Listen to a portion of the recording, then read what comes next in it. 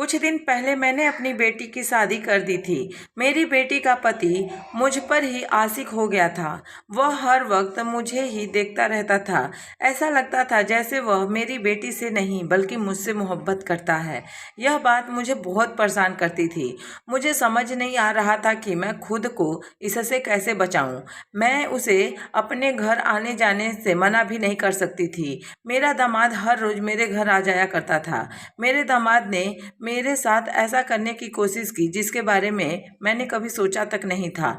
मैं अपने दामाद के बारे में ऐसा सोच भी नहीं सकती थी क्योंकि वह मेरी बेटी का पति था। मेरा नाम मिश्रा है और मेरी उम्र इस वक्त लगभग 30 साल है।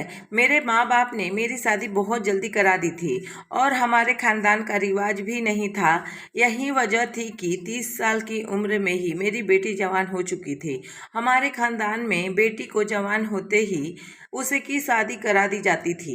मेरी उम्र भी इतनी ज़्यादा नहीं थी और वैसे भी मैंने खुद को बहुत ज़्यादा मेंटेन करके रखा हुआ था। लोग मेरी बेटी को मेरी बहन समझते थे। हम दोनों बिल्कुल एक जैसे लगते थे।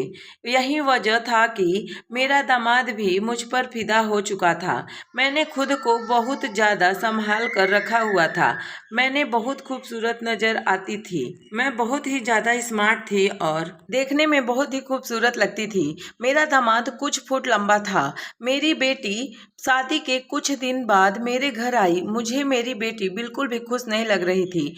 वह मेरे बिल्कुल सामने आकर बैठी हुई थी और मेरा दामाद कमरे में जाकर लेट गया था। अपनी बेटी को इस हालत में देखकर मैं भी बहुत ज़्यादा परेशान होने लगी थी। लेकिन मैं परेशानी के आलम में अपनी बेटी की शक्ल देख रही थी और उसकी तरफ देख रही थी। उसकी आंखों में से आंसू निकलने लगे। लेकिन यह भी जानती थी कि मेरी बेटी जरा जरा सी बात पर रोने लगती थी। उसका दिल बहुत ज़्यादा छोटा था। मैंने उसे बहुत लाडो प्यार से पाला था।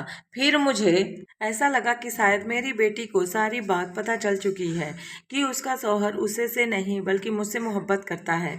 मेरी बेटी की शादी को आज 4 महीने गुजर चुके थे। शादी होने से पहले मैं अपने समाज को बहुत अच्छा समझती थी, लेकिन मैं उसकी शराफत भरे चेहरे से धोखा खा चुकी थी। मैं यह नहीं जानती थी कि मेरे दामाद की नज़र मुझ पर थी और वह मेरे ऊपर नज़र रखता था। वैसे तो वह बिल्कुल ही ज़्यादा खूबसूरत था। वह बहुत हैंडसम खूबसूरत शरीर का मालिक था। मेरी बेटी उसे बहुत प्यार करती थी। शुरू के दिनों में मेरे दामाद ने मेरी बेटी को बहुत ज़्यादा खुश रखा था, लेकिन जैसे जैसे दिन गुजरते जा रहे थे उसका रवैया मेरी बेटी के साथ दिन प्रतिदिन बिगड़ता जा रहा था। शुरू में जब भी मेरी बेटी घर आती थी उसका चेहरा हर वक्त मुस्कुराता रहता था। खुशी उसके मुंह से फूले न समाते थे।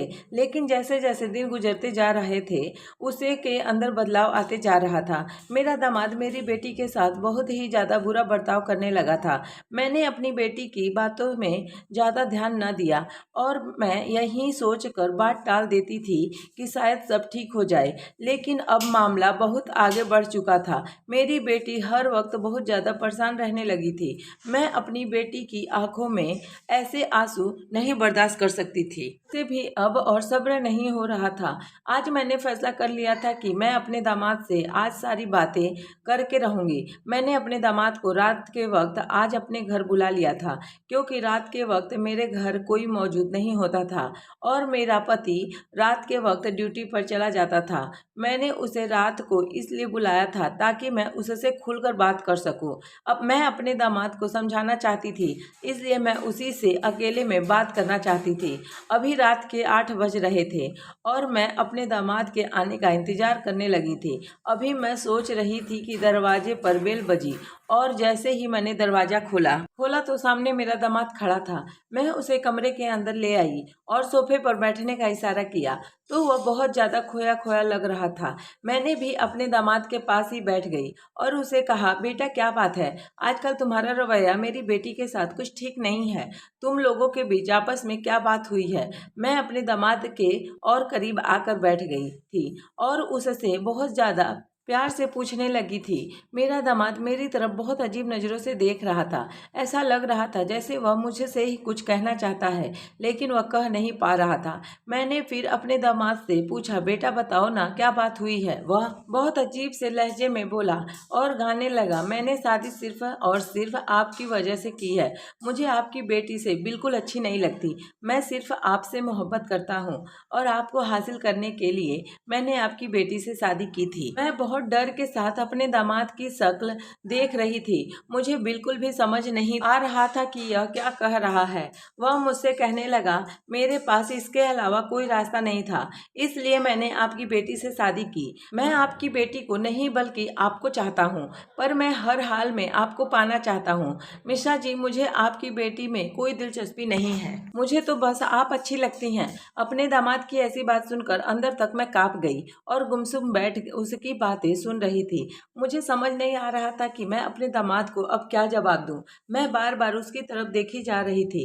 ऐसी बात करने के बावजूद उसके चेहरे पर जरा सी भी शर्मिंदगी नहीं थी। वह मुझे देखकर हंस रहा था। मेरे अंदर जिससे बात करने का बिल्कुल भी फैसला नहीं हो पा रहा था। फिर मैंने अपने अंदर हिम्मत पैदा की और अपने दामाद को बताया कि मेरी बात सुनो, यह कैसे मुमकिन है? मैं तो तुम्हारी माँ जैसी हूँ और तुम्हारे साथ हूँ। तुम मेरे साथ ऐसा कोई भी रिश्ता नहीं बना सकते। अच्छा यही होगा कि तुम मेरी बेटी के साथ खुश ही रहो। मैं बहुत गुस्से में यह बात उससे बात कर रही थी। वह मुझसे कहने लगा, आप मेरी माँ जैसी हैं, लेकिन आप एक औरत भी तो हैं और मेरी तलब हर रिश्ते नाते से आज़ाद है। मैं आपको हर हाल में हासिल करना चाहता हूँ। मैंने अब आपको बहुत सा तरीका से बता दिया है। मैं आपसे मोहब्बत करता हूँ। यह कहते ही मोहित ने जोर से मेरा हाथ पकड़ लिया और मेरी बाजू खींचकर मुझे अपने करीब उठा लिया और मैं बहुत ज़्यादा घबरा गई थी। मैंने अपने दामाद को कहीं, बेटा यह तुम क्या कर रहे हो? मैं अपने दामाद के साथ ऐसा रिश्ता नहीं बना सकती थी। मैं खुद को अपने दामाद से दूर कर दिया था। मुझे अपने पति से भी डर लग रहा था कि अगर वह घर आ गया तो मेरा क्या हाल करेगा। जैसे ही मैंने दूर होकर बैठी, मेरा दामाद मुझसे कहने लगा, एक बात मेरी कान खोलकर सुन लीजिए। अगर आपने मेरे साथ यह सब कुछ नहीं किया तो मैं आपकी बेटी के साथ कभी कुछ नहीं करूँगा। उसकी कोई ख्वाहिश पूरी नहीं करूँगा और उसे ऐसे ही रख लूँगा। मैं अपनी बेटी की हर हाल में खुशी देखना चाहती थी। मैं अपने दामाद की ऐसी बातें सुनते ही मैंने उसकी सारी बातें मानने लगी। मैंने अपने दामाद की हर ख्वाहिश को पूरा करती जैसे वो मेरा पति हो, और मैं मना भी नहीं कर सकती थी क्योंकि मैं मजबूर थी और बेटी ऐसे ही आंसू बहाती रही। आखिर यह मैं कब तक बर्दाश्त करती। एक दिन मेरा पति उसे मेरे साथ पकड़ लिया। यह नज़ारा देखकर मेरे पति की जैसे उनके शरीर से जान निकल गई।